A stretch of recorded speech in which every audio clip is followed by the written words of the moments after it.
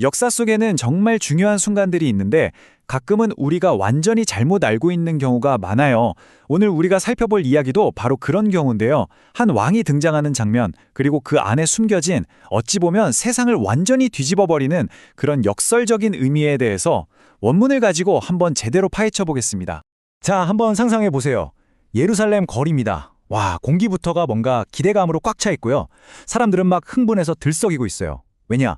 드디어 그토록 기다렸던 왕이 오셨다고 믿는 거죠. 그래서 다들 목이 터져라 외칩니다. 호산나 이스라엘의 왕이시여. 근데 여러분, 이 외침은요, 그냥 와 환영합니다 이런 인사가 아니었어요. 이건 거의 혁명을 바라는 그런 열망이었던 거죠. 네, 첫 번째 섹션. 우리가 기대한 왕입니다. 부제는 종려나무 가지, 정치적 희망, 그리고 하나의 오해고요. 그러니까 사람들이 도대체 뭘 기대했길래, 그들의 상징이나 외침이 뭘 의미했길래 오해라고까지 하는지 한번 자세히 들여다보죠. 그들이 원했던 왕은 과연 어떤 왕이었을까요? 자, 이걸 보시면 딱 감이 오실 거예요. 사람들이 흔들던 그 종려나무 가지 있죠? 이게 그냥 예쁘라고 흔든 게 아니에요. 이건 민족적인 승리의 상징이었거든요. 그리고 호산나 이 외침은 글자 그대로 해석하면 제발 지금 우리를 구원해 주세요 라는 뜻이에요.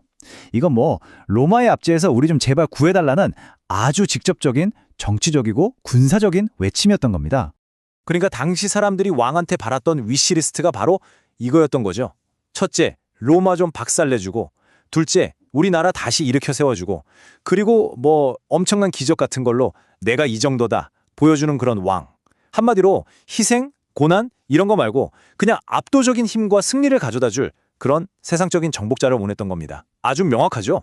자, 그런데요. 하나님이 보낸 왕은 사람들의 이런 기대를 그냥 정면으로 박살내버립니다. 그 충격적인 현실이 어땠는지 이제부터 한번 보시죠. 와, 이 대비 좀 보세요. 정말 극명하지 않나요? 사람들은 당연히 전쟁 영웅처럼 멋진 백마를 타고 올 줄 알았는데 현실은 그냥 어린 나귀를 타고 왔어요.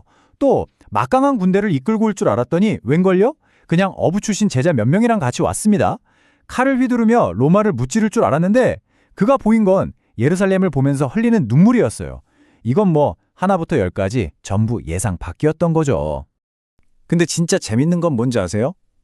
아니 심지어 맨날 같이 다니던 가장 가까운 제자들조차도 이게 다 무슨 의미인지 처음엔 전혀 몰랐다는 거예요. 야, 이게 뭘 말해주겠어요? 이 새로운 왕의 방식이 그만큼 정말 상상도 못할 만큼 급진적이고 파격적이었다는 거죠. 자, 이제 이 이야기의 진짜 핵심으로 들어갑니다. 바로 영광의 역설이에요. 힘이라는 게 도대체 뭔지 그 개념 자체를 완전히 새로 정의하는 부분인데 오늘 우리가 나누는 이야기의 가장 중심 주제라고 할 수 있겠습니다. 그러니까 예수님은 이런 질문을 던지는 거예요. 여러분, 진짜 영광이 어떻게 온다고 생각하세요?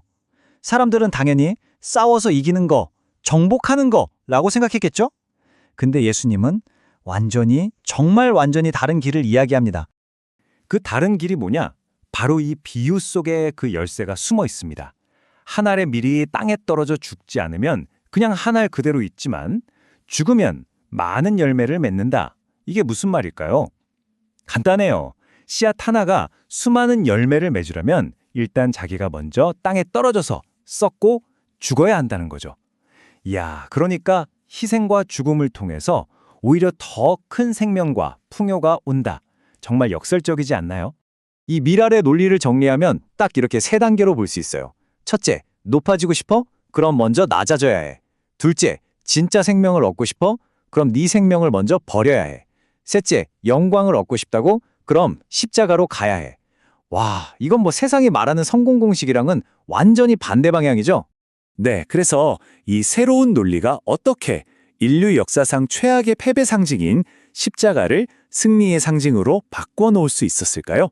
여기서 핵심 키워드는 바로 들린다는 단어예요. 이게 진짜 기가 막힌 중의적인 표현인데 하나는 말 그대로 십자가에 못 박혀서 몸이 들어 올려지는 걸 의미하고요.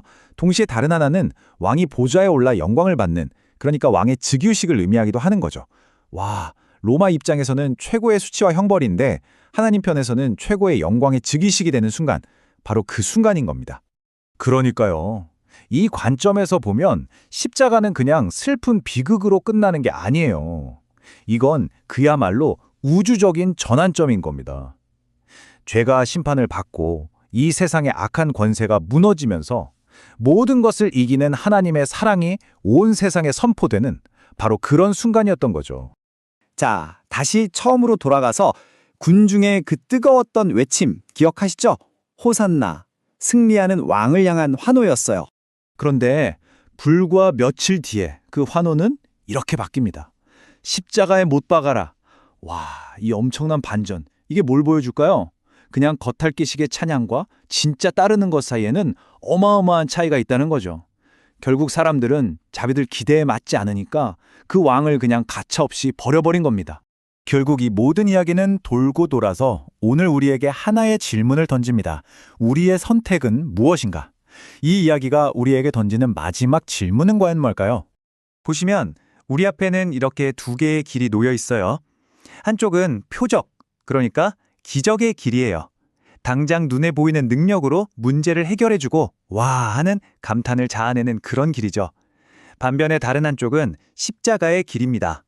당장은 이해하기 힘들고 어떨 땐 고통스럽기까지 하지만 결국 진정한 사랑과 구원으로 이어지는 길. 그래서 이 질문은 2000년 전이나 지금이나 똑같이 우리를 향하고 있습니다. 여러분은 어떤 구원자를 원하세요? 내 문제를 단번에 싹 해결해줄 그런 화려한 능력자를 원하십니까? 아니면 가장 낮은 곳에서 그저 사랑으로 세상을 구원하는 그런 왕을 원하십니까? 여러분의 그 호산나는 지금 어디를 향하고 있나요? 눈앞에 화려한 기적인가요? 아니면 묵묵히 걸어가는 십자가의 길인가요? 어쩌면 이 선택이 우리 삶의 모든 것을 결정하게 될지도 모르겠습니다.